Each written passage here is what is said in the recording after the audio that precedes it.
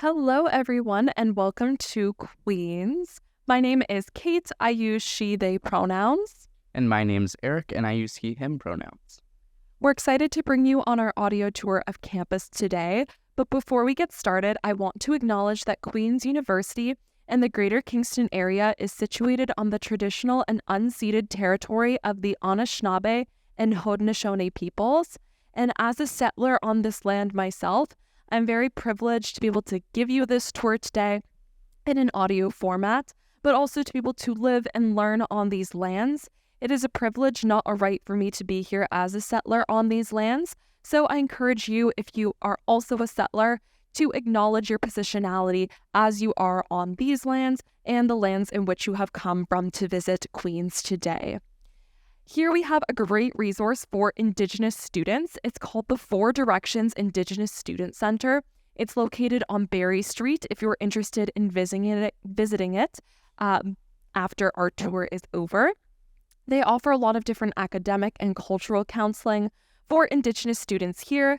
It's intended to be a home away from home, so they also offer lots of different events to bring the Indigenous community together. They also offer a lot of educational resources for non-Indigenous students at Queens to learn about the past and ongoing issues with colonialism, and so it's a great way to learn and educate yourself as a non-Indigenous student here at Queens. In terms of how long this tour is going to be today, our tours typically consist of around an hour and a half of content. Since this is just audio files, it might be a little bit shorter. But we encourage you to accompany this with our self-guided tour PDF on our website that you can find. But we have 3 different campuses here at Queens. You're currently on our main campus, most likely inside or outside of Gordon Hall. Gordon Hall is a main administrative building on our campus. And main campus is where most of our lecture buildings, tutorial rooms, labs, as well as residence buildings and student life buildings are located on our campus. We do also have a West campus that we will bring you to at the end of our audio tour, which is something we aren't able to do during our regular in-person tour. So definitely stick around for that if you are interested. On our West campus, this is home to our Faculty of Education. So if you're in concurrent education, you'll be spending a lot of time over there. Our West campus also is home to 2 residence buildings, as well as a dining hall and our largest lecture hall, which seats 700 students. It sounds kind of intimidating, but it's honestly not that bad once you're over there. Finally, we have our Bader College, which is our 3rd campus. It's very, very far east, so unfortunately you cannot take an 8-hour plane ride over there today. However, if you want to, I guess this is an audio tour, so maybe you can just fly over there. But Bader College is home to some of our first-year programs. We are one of the only institutions in North America that allow first-year students to do their entire first year abroad. So it's a really unique opportunity. You can also go there as an upper-year student for a summer semester if you are interested. And if you have any questions about Bader College or any of our other programs, I encourage you to go inside of Gordon Hall to the 2nd floor to chat to whoever is at the front desk, and they can direct your questions where they can be answered. So next up, we're going to be talking about academics. So hopefully this is an important point for a lot of you. But if not, you can take a quick nap and I'll let you know when we're moving again. So at Queens, when you can apply to 2 different streams, basically. So we have our direct entry programs.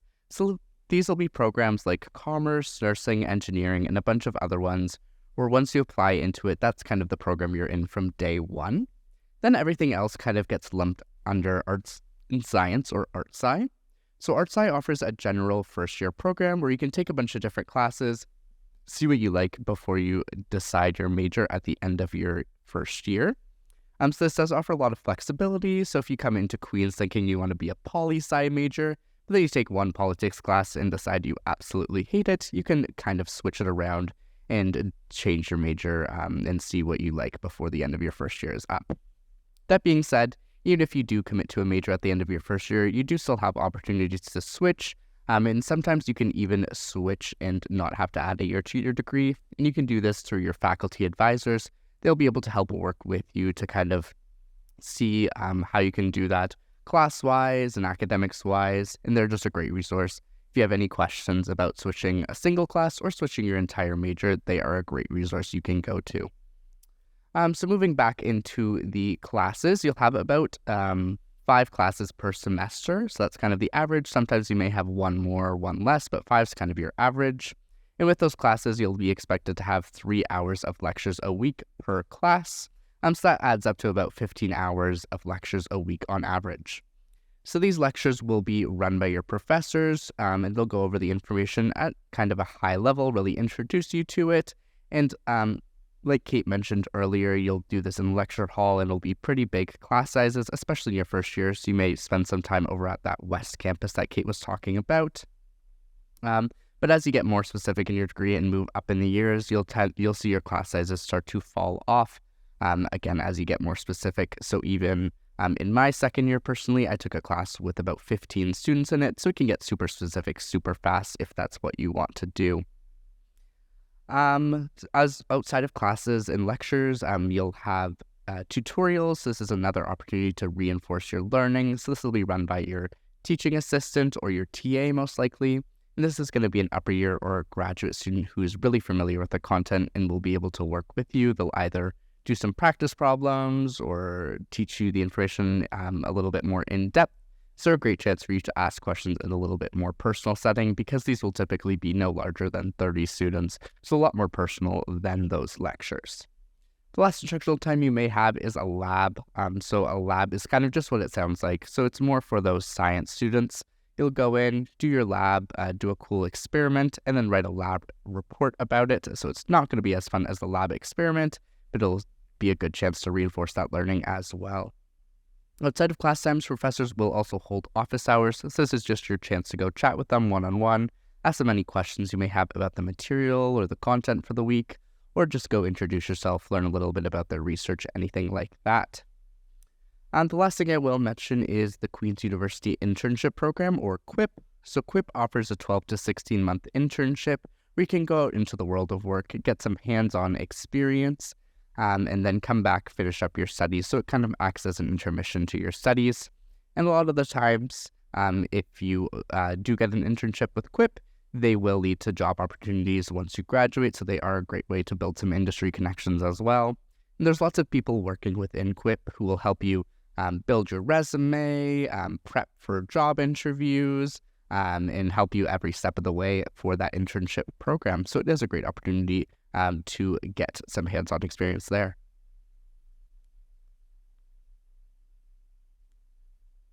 Welcome to Clark Hall. This building is multifunctional, and so on the main level, at the front when you enter the building, the main thing you're first going to be confronted with is a lot of different stationery items.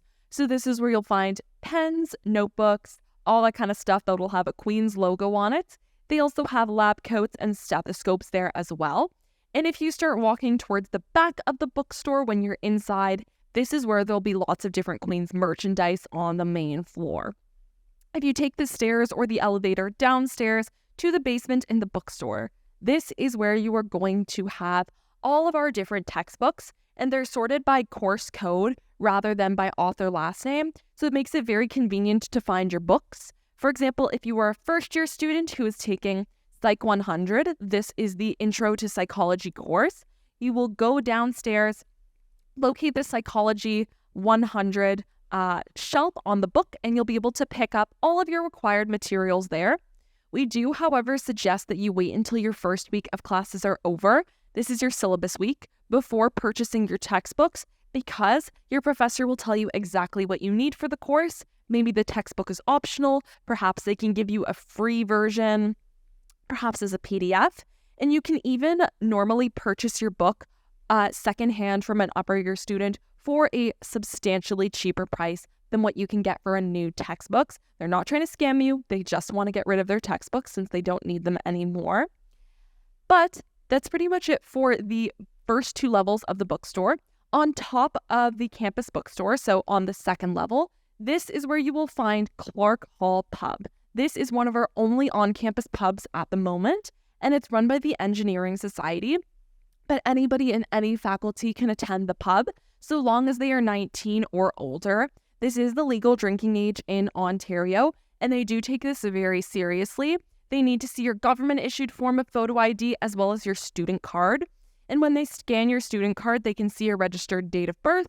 So if it says that you are 18 years old on your student card and your government-issued ID says you are 20 or even 21, guess what? That's really suspicious. And you're going to receive something called a tricolor ban, which is not only a lifetime ban from Clark Hall Pub, but any other service on campus that is licensed to sell alcohol. So if you come back as a 60-year-old alumni when you were banned when you were 18, you're still not going to be able to attend the pub as an alumni, even if you have your children with you. So do just wait until you're of age. It's a lot more fun that way. And there are also lots of dry events that happen at Clark Hall and across our campus. So they run lots of different movie nights, trivia nights, open mic nights, stuff like that. So lots of fun things to look out for. And talking about the pub is a good segue into talking about campus safety and security, because of course you should feel safe on whatever campus you choose to attend. So Queen's has something called the Blue Light System, and this is a Ontario-wide university initiative. So it's not something Queen's has specifically because we need it, but you'll notice if you look around you that there are black lampposts with a blue light at the top, a yellow box, and then there is going to be a red button on that yellow box. If there is an emergency on campus, you can hit that big red button and campus security will respond to your location in 90 seconds or less. So it's a very quick response time, and thankfully I don't know of anybody who's needed to use this system, but it does give me peace of mind personally knowing that it is there as a female student on campus. A much more commonly used safety feature that we have here is called Walk Home. This is run by our Central Student Government, which we'll talk about more in detail later. This is our alma mater society, or the AMS. And with Walk Home, what you can do is you can request a walk anywhere within a 1.5 hour walking radius of our campus. And you can do this during their open hours. So normally they open at around 8 p.m. and close at around 1, 2, or 3 in the morning. And 2 students who are wearing plain clothes, not like a high-vis jacket or anything like that, will show up to your requested location and walk you anywhere within a 1.5 hour walking distance of campus. For context, if you're an 1.5 hour walk away, that means you're either going to be on the 401 if you're going north, which is one of our highways, or if you're going south, you're going to be in Lake Ontario, and unfortunately, I don't think they offer a swimming walk, if that's even possible. And then in terms of the people who show up to your location, there's multiple types of walks you can request. So these people are very chipper. They're being paid to stay up super late, walk and talk. And so you can request a talking walk. So with this, you don't know who's going to show up to your walk. Maybe it's a really good meet cute, if you're looking for a date, I don't know. But they also offer a silent walk. So maybe it's not been a good day and you want to just have 2 people accompany you but not talk to you. They can walk about 5 or 10 feet behind you, kind of like your entourage or personal bodyguard, so you can feel pretty important while you walk home. And then finally, around Halloween, they also offer a costume walk. And so maybe you're dressed up as SpongeBob and you don't want to be sticking out like a sore sponge. You can, in fact, have Squidward and Patrick walking behind you, so you have the whole SpongeBob crew with you while you're being walked wherever you need to go. Okay, next we are standing inside of Mitchell Hall. So Mitchell Hall is known as the Innovation and Wellness Center because it has lots of resources for both of those features. Something to note is that Mitchell Hall is one of our newly renovated buildings. So as you can see, it is pretty nice and modern on the inside, but it still keeps that older exterior, which is common amongst many of the Queen's buildings, as you'll see. So like I said, it is the Innovation and Wellness Center. So on the innovation side of things, there's lots of design labs, study spaces, workshops, and things like that found within Mitchell Hall. And you'll likely pass 1 or 2 on your walk through there today, so keep an eye out for those. But there's lots of things related to science and engineering, but any students can use these resources inside. So some examples are there is a fully built car somewhere in this building for a self-driving team. As well, they have water classrooms in here. I still have no idea what they are, but if you find out, let me know. And I've also just walked through this building and there have been robot dogs walking beside me. So lots of cool science stuff that I do not understand happening in this building. Then on the wellness side of things, this is home to student wellness services. So they have a variety of resources for students' physical and mental health. So you are able to book appointments typically same day or next day with our on-campus doctor, very similar to going to visit your family doctor there. So it's super nice and convenient to do on campus. As well, you can book appointments, again, typically same day or next day, with our on-campus mental health professionals and counselors. So you can meet with them as well as access any of the other resources related to mental health. We also do understand that mental health does not just operate during the 9 to 5 workday. So you can access our 24/7 phone line called Console, and this is another great resource to use if you do need it. As well within Student Wellness Services is QSAS. So this is for all things accommodations and accessibility issues. So if you do need any accommodations within your learning environment or testing environments, you are able to get them set up right through QSAS, and they'll be able to work with you to kind of make accommodations, again, for the classroom or testing environments that work for you to help support you best in your studies. There is also health promotions in Mitchell Hall on that ground floor. So this is a great place to go. They really promote healthy living. So they have things like the running club. They do a lot of focus on healthy eating and cooking. So for a lot of students, they're living on their own for the first time when they go to move into their own place in either upper years or in their first year. And that means that they're cooking on their own for the first time. So it can be really hard to incorporate fruits and veggies into the diet because they are yucky and gross. So Health Promotions kind of has lots of recipes, cooking classes, and sometimes they'll even give out free meals in mason jars. So they'll just help promote getting those fruits and veggies that everyone needs. Also in Mitchell Hall, we do have QUIC, or Queen's University International Center. So this is a great spot to go if you are an international student, but also a great spot for domestic students to go and get a little bit more education. So for international students, you can go there and they'll help you with adjusting to life in Canada and Ontario. So whether that be helping you set up a phone plan, bank account, credit card, anything like that, they'll be able to work with you towards that. Or whether you're looking to adapt socially and meet other students, whether that be other international students or connect with domestic students, they have lots of resources and ways to do that. As well, they do hold lots of cultural nights where anyone can go and learn a little bit more about a different culture. So lots of great resources within QUIC. They do also have Queen's Faith and Spiritual Life Center. So if you need any support starting or continuing your faith or spiritual journey, you can go visit one of our multi-faith chaplains and they'll be able to work with you and support you in whatever way they can. Mitchell is also home to one of our prayer spaces on campus, and there are a few others scattered across buildings at Queen's. But Mitchell is home to one of them, as well as washrooms that are specific for foot washing before prayer if that is something that you require. Another really important resource that's within Mitchell's that you probably have seen already is the Starbucks. So it's one of 2 on campus, definitely a highlight of a lot of Queen's students' experience at Queen's, but it is included in your meal plan, and we'll explain how you do that a little bit later on in the tour. Okay, so you're likely in the Queen's Center right now, and depending on the time of year that you're here, you might notice that it's either really busy or really quiet. If you're here during the fall or winter semesters, this is one of the biggest student hubs on our campus. In summer, of course, it's still a student hub, but not as many students are on campus, so it might be a little bit quieter. In terms of what we have on the first floor, you'll notice that there is a food court in your vicinity. This is all accessible with your first year meal plan, which Eric will be talking about later on in our tour.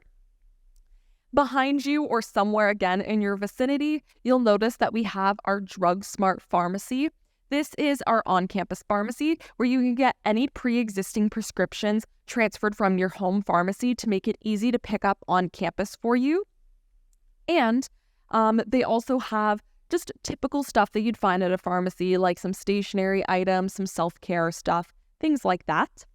Finally, on our first floor, you will also notice that this is where our grocery checkout is located. This is not compatible with the first year meal plan, but you can get anything that you might need from your typical grocery store. So they have like dry foods, they have produce, fresh fruit, stuff like that. They also do pre-made lunches or just pre-made meals in general, so you can find various things like sushi there. They also have a bulk candy section, and so if you're someone like me who likes having a little sweet treat with you or an incentive before you go to the library, this is a good place to go to acquire that. On our second floor, this is where our Common Ground Coffee House is located. It's called Co-Grow for short, and this is an entirely student-run coffee house through our Alma Mater Society, or the AMS. This is, again, our student government here at Queen's. They employ students, so everyone from the barista to the head manager is a student. And so it's a really good place to get in some work experience. The AMS as a whole is an equal opportunity employer, and so it doesn't matter if you don't have any previous experience as a manager or a barista, you'd still have a good chance of getting a job there. I also really recommend the cheesecake if you want to try something.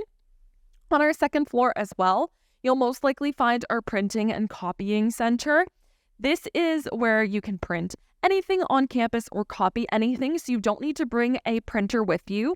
We also have printing services located in our library. Normally, you can print things for a few cents if you're just printing like a normal letter size paper. Finally, on our third floor, you'll notice some club spaces up there, as well as our first year off-campus community lounge. This is where students who are living off campus in their first year can go and get any kind of materials that they need.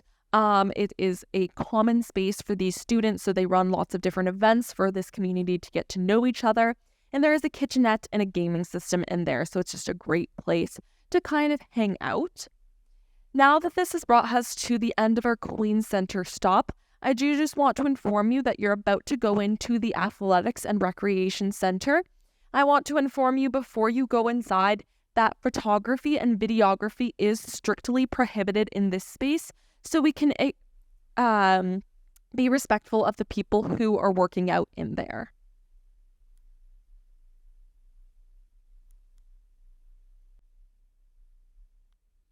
Okay, welcome everyone to the Athletics and Recreation Center, or the ARC. So this is our main gym and workout space on campus. And what's really nice about this space is that everything you can see from where you are is included in the student plan. So you just need to swipe your student card and you gain access to everything inside here. There are two things I'll talk about today that are coming at an additional fee, but I'll be super specific when I'm talking about those. Everything else you can assume is already included. So to start, there are 5 different workout zones in our gym. You can see a few of them depending on where you're standing. So we have a weightlifting zone, cardio zones, a stretching zone, more weights in another area. And then our 5th zone is our all-female zone, our female-only zone, I should say. And that is for female-identifying students. So it has all the equipment on all the other zones in this kind of one area, so it does make it a little bit more convenient and just provides a safe space for all students to work out on campus. As well, we do have a variety of gyms throughout the ARC, so you can see one in this main level here. This is where varsity basketball and volleyball teams play, but when it's not used by them, it is sometimes used by our intramural teams. So intramurals are definitely a big part of athletics and life here at Queen's, so a great way to get involved and stay active on campus. We have 3 tiers to our intramurals. So we have our competitive tier. This is really in it to win it, very, very intense. It's maybe for those varsity athletes who are cut from the team and are a little bit salty about it still. Then we have our intermediate tier. This is just kind of the middle level between the 3 tiers. Then we have our recreational tier. This is just the for fun. Maybe you don't know the rules of the game. Maybe you don't even know what game you're playing. So that's definitely the league I spend all of my time in. But if you're a little bit more physically inclined, you can always spend some time in those upper leagues as well. We also do offer a variety of different intramural sports. So we have some traditional sports like volleyball, basketball, ultimate frisbee, things like that. But we have some more unique sports. We have things like dodgeball, as well as inner tube water polo. So it's a very popular one, and it does take place in our pool, which is just across from the ARC here. And that is open typically for free swim, lane swim, or inner tube water polo. We do also have 8 squash courts. Depending on where you're standing, you might be able to see some red lines that kind of indicate where our squash courts are. So we do have 8 of them, and you can rent out all of the equipment you would need for that or any other sport at the front desk. So you do not need to worry about bringing your own from home. you can get it for free while you're here at the ARC, which is very convenient. So one of those things that comes at an additional cost are classes. So we have a variety of different classes offered. So this includes things like kickboxing classes, like combative classes like that, spin classes, exercise classes, dance classes even. So you can take a variety of different things and stay active with a schedule, which is nice. And again, these do come at an additional fee. But what's nice is that at the beginning of each semester, there's like a free trial period where you can try out any class you'd like before committing to it financially. So you can see what it's like before actually making the payment. But I will note that the payment for the class is very, very minimal. So it's a great way to stay active on campus.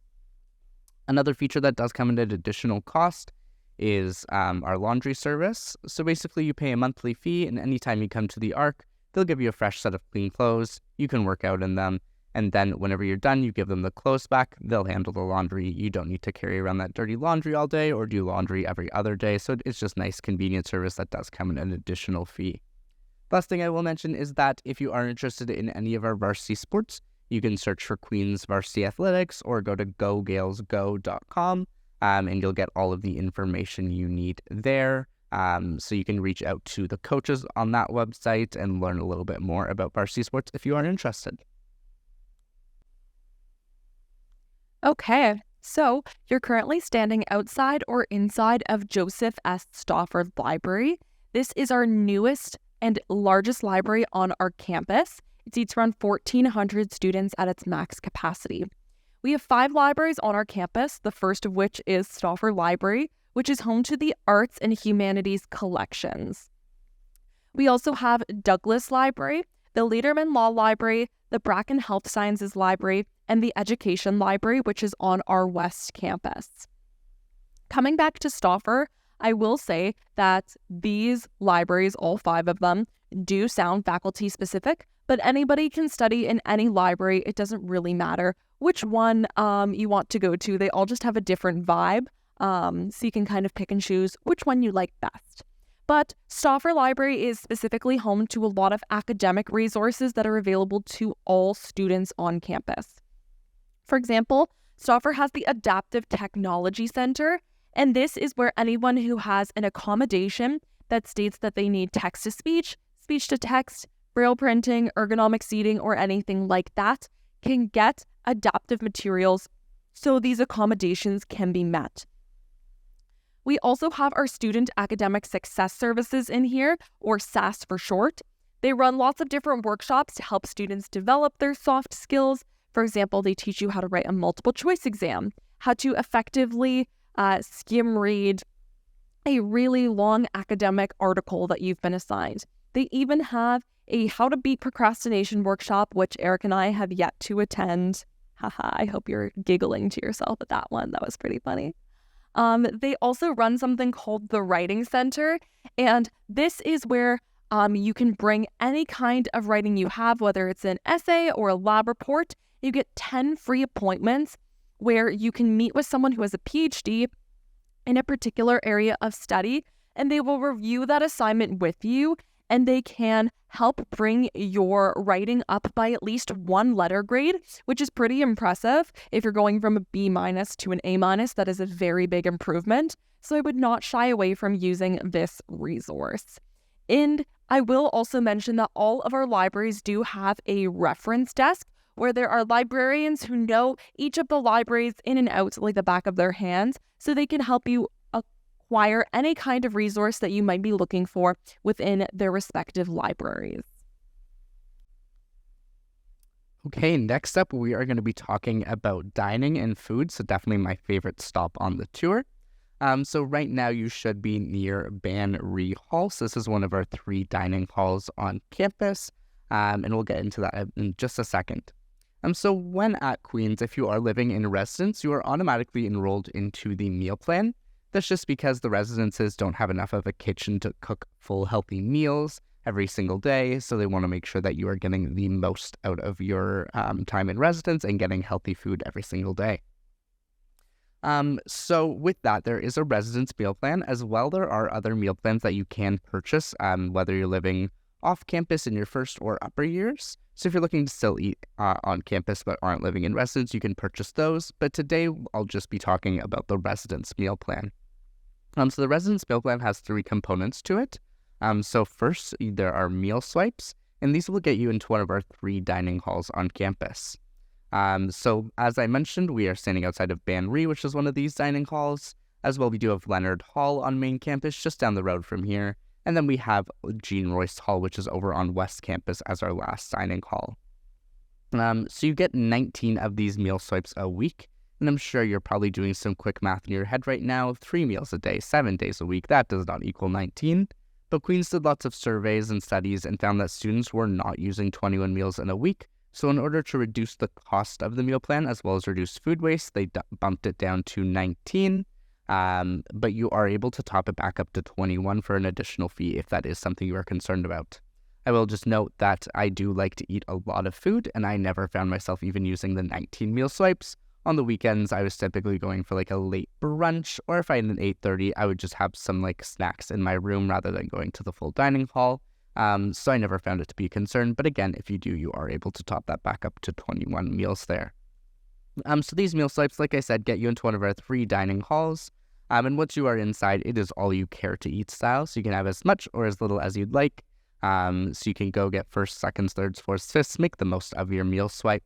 And within each dining hall, there's lots of variety offered. So there's typically a build your own salad and build your own sandwich station, more grill station, Asian cuisine, pasta, pizza, all sorts of options that rotate every single day in the dining halls, and lots of variety for our students. As well, the dining halls do cater to the top 10 most common allergens in Canada, as well as many different dietary restrictions, including vegetarian, vegan, halal, gluten-free, a bunch of things. If you do come to Queen's, though, and find that we are not currently catering towards your dietary restriction or allergy, you'll be able to meet with our head chef, and they'll work with you to make a meal plan that works for you. So sometimes this may involve having your food out in a special spot, or sometimes they will even give you their phone number, and you just text the head chef, hey, I'm coming down for dinner, and they'll have your meal hot and ready by the time you get down there. So it is a really great service. They really want to make sure that all of the students are being accommodated and have the good food that they need every day. So that's kind of the first component of it, those meal swipes. Next component is a TAM, or a trade meal. So typically you get 200 TAMs with the residence meal plan. And how these work is they allow you to go to any of our retail locations on campus. So that includes your Starbucks, Tim Hortons, Pita Pit, as well as any Queens-run locations such as the Lazy Scholar or Location 21 that are located within residence buildings. And these TAMs, like I said, allow you to go to these locations and order a kind of combo. At each location, there'll be a bunch of different TAM options that you can get, and it'll really vary depending on the location. But at Starbucks, for example, you can get a grande drink and a bagel. Or at Flip It, a Queens Run burger place, you can get a burger and fries or a burger and salad. So there's lots of variety within each location, and you can go to any of those retail locations to use this TAM. Now, when you swipe your card, it'll take away one of your 200 TAMs for the year, as well as one of your 19 meal swipes for that week. So kind of a 2-for-1 there. This does offer a little bit more flexibility because you can get a more to-go option if you don't have time to sit down and eat in the dining halls, or you just want a quick meal. Again, this does also offer a lot of variety. If you just want to break from the dining halls or you want to switch it up, you can always use a TAM as well. These are great options. The last component of our meal plan is the Flex Dollar, or Flex. And Flex, again, work at any of those retail locations. And basically, you get $145 of Flex loaded onto your student card. You can just swipe your student card at any of those locations, and it will just take that money right off of your account as if you were paying with a debit card. The nice thing is you are also able to top up that Flex at any time online, or someone else can top it up for you. So if you're looking for like a birthday or Christmas present idea, someone can top you up with Flex. Flex does also carry over with you so long as you're a student here at Queen's. So it'll carry year to year. Whatever you don't use in your first year, you'll still have with you in your second year, and so on, so on. The other 2 components of the meal plan, however, do not carry over. So the meal plans, the TAMs, once you leave residence, those will be gone from your account. You can never use them again. So you really want to make sure you try to get the most out of those TAMs. Use them in your first year because you will not see them if you're not living in residence in upper years. As well, the meal swipes do expire at the end of each week. So whatever you didn't use for that week does not carry over. They just kind of run out, and then you'll have a fresh set of 19 on Monday morning. The last component of our meal plan is the Flex Dollar, or Flex. And Flex, again, work at any of those retail locations. So if you're looking for like a birthday or Christmas present idea, someone can top you up with Flex. But yeah, that's about it for the meal plan. Okay, so right now you should be standing outside of two different buildings. The first one is going to be a really cute little yellow building, and it's very aptly named because it's called Yellow House. The resources in here cater to anyone who identifies under the QT BIPOC umbrella. So students who are queer, trans, Black, Indigenous, or person of color can access these resources. Sometimes they host events open to all students in the Queens community, but more often than not, they are specific to the QT BIPOC community to give them a safe space on campus. So they offer lots of different events that run basically every day of the academic school year. These are fun events that bring these communities together. They also offer lots of different religious accommodations. So for example, if a test or exam has been scheduled on a day you're observing a religious holiday, you can bring that to Yellow House and they will move that so you do not have a conflict with the holiday or event that you're observing. They also offer counseling services specific to the QT BIPOC umbrella. So for example, if you identify as a queer student on campus and you'd feel most comfortable talking to a queer counselor, you can request this through Yellow House. Now, there should be a building next to Yellow House that is gray and looks kind of sad. This is our student government building.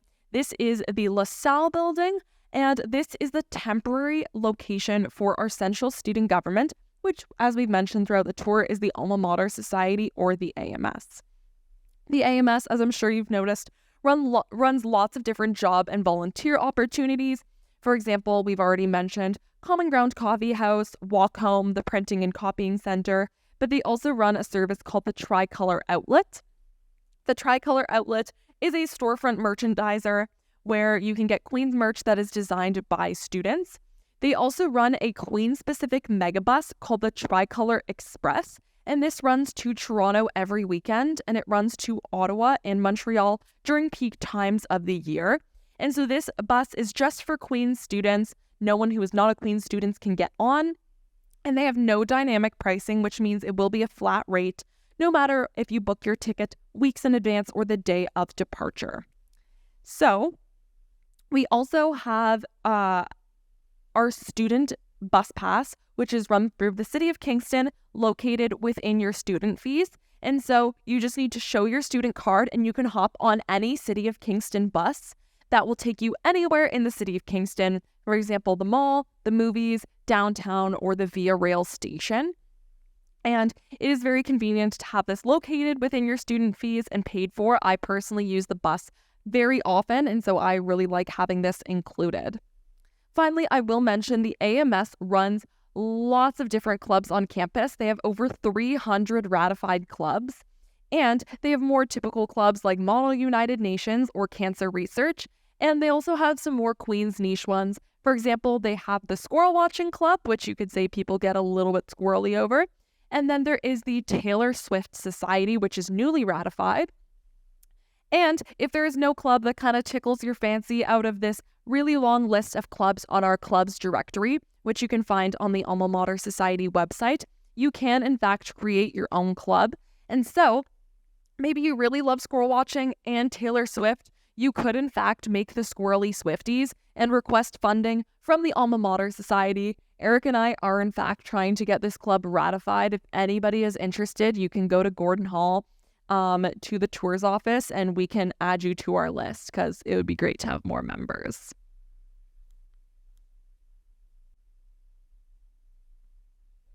Okay, next up we will be talking about residence, so another big ticket stop here.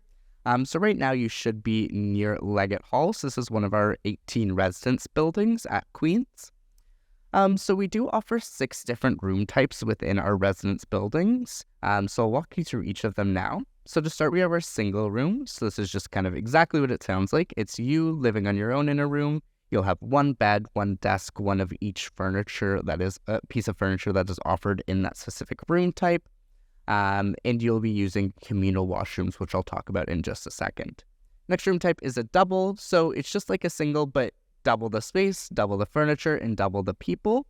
So you'll be sharing a room with another person, and I'll speak about how you kind of manage getting the roommates in the beginning and at the end of this stop here. Next up, we have triples and quads. So similar to double, there's going to be triple the space, triple the people. So 3 people in that room, triple the furniture. And then quads, again, 4 times the space, 4 times the people, 4 times the furniture. So up to 4 people living in that room. I will say triples and quads are quite rare. So they're typically for students who are coming in with 2 or 3 other friends and want to specifically live with them. So you shouldn't have to worry too much about randomly getting placed in a triple or quad if you don't want to. With that, about 67% of our rooms are either single or single plus rooms. So single plus is the last room type that I'll talk about now. So single plus is similar to a single where you're living on your own, but typically it does have a little bit more space. The bed is typically a larger bed style, so normally a double bed. As well, there are some other perks. So sometimes it has extra features like TVs, mini fridges, and the biggest perk of all is the bathroom situation. So for all the other room types, the single, double, triple, quad, as well as our double loft, which I'll talk about in a second, they all share communal washrooms. So this means that you'll be sharing with the floor, and there's typically going to be a few washrooms on each floor that everyone shares. There's some communal in the true sense of the word, where it's a couple shower stalls, a couple toilets, a couple sinks that everyone can share. Or there's some communal where everyone on the floor has access to a washroom, but the door will lock behind you and it's just 1 shower, 1 stall, 1 toilet. So it's typically like similar to what you would have in your own home. And typically there is a variety of each on the floor. So you might have one with one private and 1 true communal, or just like all privates or all communals. It really depends on the floor and the building. The single plus, however, has a Jack and Jill style washroom. So it connects with somebody who identifies as the same gender on the other side of you. So you'll kind of both share that washroom reserved for just you two. So it is a bit more private option. This one is, however, cleaned on a bi-weekly basis, whereas the communal washrooms are cleaned on a daily basis. That is something to consider. Single pluses are our most expensive room type, and our most economically friendly room type are our double lofts. So this is the last room type. So the double lofts are the size of a single, but it houses 2 people. And how this works is it's a bunk bed situation. So you'll be sharing with someone else. Will be a little bit of a tighter space. But what's nice is that when you're at university, a lot of the time is not spent in your residence room. You'll either be out at classes, studying in the library, hanging out at friends' places, getting food, things like that. So you won't be spending too much time in your residence room. So if this is something you would like, you would save some money doing the double lofts, and it is a great option if you are interested. So those are all the room types. Speaking of some of the extra things that come with residence, you have a Don on each floor. So Don's going to be an upper year student. You might have heard them called RAs at other schools, but basically it's a student who maintains the safety and well-being of the floor, as well as introduces everyone at the beginning, runs some mini orientation events to help everyone get acquainted with each other and residents and life at Queen's. So a great resource for students, and they'll make sure everyone is safe during the year. As well, there are common rooms on every floor, and basically these are just spaces where people can hang out. There's typically a TV or something like that where you can hook something up and play Just Dance or watch The Bachelor with friends or whatever you want to do there. As well, there typically is a mini kitchenette there, so it'll consist of very minimal cooking space. So at least you should have something like a microwave or something like that. Some will have ovens and stoves and fridges, but not all will. It really depends on your floor. And again, not enough to cook like a full Thanksgiving meal in there by any means. There is also laundry in every floor, and every residence, not on every floor. It's typically on a specific floor, so either like the basement. Mine was on the 3rd floor, but it will be in every building, so you never have to go outside, and you can pay for the laundry right through an app, so it is very convenient to do. We do offer 2 all-female residences, so if you are interested in that, you can live in just an all-female residence or our all-male floor, so those are our options for you. We do also have LLCs, or living learning communities, and these are spaces for students with similar interests or in similar programs to all live on the same floor and connect and bond over that shared interest. So typical examples are the Leadership LLC, Active Living LLC, or program-specific ones such as Nursing or Computing LLC. So those are options you can apply for as well. So next, I'll talk about the resident selection process. So the selection process is similar to buying concert tickets. So it is a random process in terms of your selection date and time. So long as you submit your deposit and your form in, your application in on time before the deadline, you will be given a random date and time for your selection. So with this selection, you will be able to go onto the portal and see whatever rooms are left, and choose from that. So you'll be able to choose the building you want, the floor you want on that building, and the exact room you want on that floor. Again, if you do have an earlier selection time, you will have more choices available. If you have a later, you'll have less choices. But the date and time that you are given is totally randomized. It's not based on your GPA. It's not based on when you submitted the application or anything like that. It is totally randomized. But the selection of the room itself is not randomized at all. You get to choose right down to the room on that floor. For choosing roommates, you do have two options. You can choose to go in blind and just kind of choose a room, and choose a bed within that room if you're living in a room with multiple people, and someone will just go ahead and choose that other bed who does identify as the same gender as you. Another option is if you know someone you want to live with in advance, or you find someone, whether it be through group chats or Facebook pages or things like that, you can request them, and so long as they request you back, you'll be paired up. And then whichever one of you has an earlier selection time on the residence selection time, will reserve that room for both of you, so you don't need to worry about someone else just taking that other bed. It'll reserve it for you and your roommate if you select them in advance. So that was a lot of information about residence. This is kind of the last official stop of our tour. We are going to be talking about West Campus as well as the Isabel Bader Center. So if you do want to stick around and learn a little bit about those and visit those, we do definitely encourage you to do that. But if you are not interested in those, this is the official end. We do appreciate you joining us on this audio tour. And if you do have any questions, you can visit us in Gordon Hall, 8:30 to 4:30, Monday through Friday. Thanks. Welcome to the Isabel Bader Center for the Performing Arts. This beautiful building is located right on the shore of Lake Ontario, so it really makes for a great place to either attend classes or to study. So, in the main building for the Isabel Bader Center, this is home to our Department of Film and Media Studies. So if you're a student in that department, you'll most likely have a few classes over here once you're in your upper years of study. The facilities are pretty new and very beautiful. There are also multiple different concert halls as well as performance halls in here. So sometimes there are orchestra performances, plays put on by students who are attending Queens, as well as my personal favorite, which was an a cappella competition that I attended last year. It was really fulfilling my pitch perfect dreams. So in this building as well, there are also different recording rooms as well as screening rooms for students who are in the Department of Film and Media Studies, so they can bring their creations to life. Finally, there is a building right next to the Isabel Bader Center. This is called the Tet Center. It is owned by the city of Kingston, but Queen's students often frequent there. There's something called the Juniper Cafe located on the basement level, where students can get things like coffee as well as lunch. They also tend to run different things like a Christmas craft fair in there, so it is a good community building to orient yourself with. Okay, welcome to our last stop of the audio tour. So next we're going to be talking about West Campus. There's lots of great services and features over here. So first off, we do have a residence building here. It's kind of two, so there's Jean Royce Phase 1 as well as Phase 2. So this is a great residence building. One of the best things that I enjoyed about after my time living in it was the sense of community there. So it is very tight-knit there. It's a great community, so a great place to have for your residence. As well, we do have a dining hall on West Campus, as I mentioned earlier, to Jean Royce Dining Hall.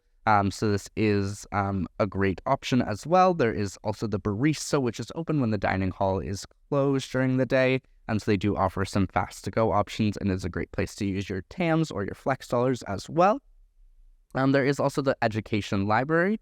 So this is one of my personal favorite libraries. It does have views overlooking Lake Ontario, so a great place to go study, and it is typically quieter than the other libraries, so I highly recommend it. As well as Kate mentioned earlier, we do have Duncan MacArthur Hall here, which is our largest lecture hall and home to the Faculty of Education. So if you are looking at concurrent or consecutive education, you will be spending some time over here on West Campus. So this is a great way to familiarize yourself with it. As well, there is Richardson Stadium over on West Campus. So this is where our varsity football team plays and practices. So even if you aren't visiting West for any of the other reasons I've mentioned, you definitely might be spending some time here watching any football games or anything like that. It's great to go out and support the team and really join in the Queen's festivities. So I highly recommend it. In terms of traveling from West Campus back to main campus, there are lots of bus options, and like Kate mentioned earlier, the bus plan in Kingston is included in your student fees, so you can just hop on one of those public city buses and get back to main campus within 2 or 3 minutes. They actually do have a bus line that's kind of dedicated to traveling between West Campus and main campus, so you really won't have to wait more than 5 to 10 minutes for the next bus to come, so it is very convenient. But if you're not looking to do the bus ride, you can just walk. It's about a 15-minute walk to main campus, so it is very accessible and very connected to the main campus still.